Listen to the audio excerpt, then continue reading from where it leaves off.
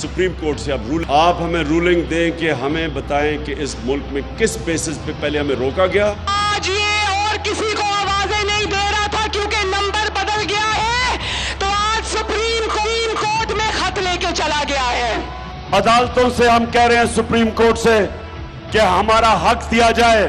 क्या अदालतों का अब यही काम रह गया है कि जहां जहां इमरान फेल हो जाए वो इसकी मदद के लिए आए? क्या अब अदालतों का ये काम रह गया है?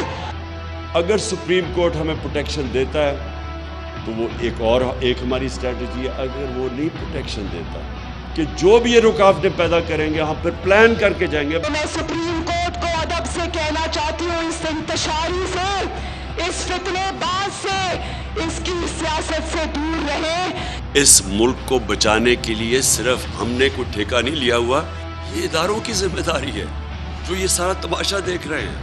पहले ये मिन्नतें करके इदारों को सियासत में घसीटता है और फिर उन्हीं इदारों को गली चौराहों में गालियां निकालता है। जो अब हम निकलेंगे कोई इसके सामने खड़ा नहीं होगा। पाकिस्तान के सबसे बड़े इंतशारी का नाम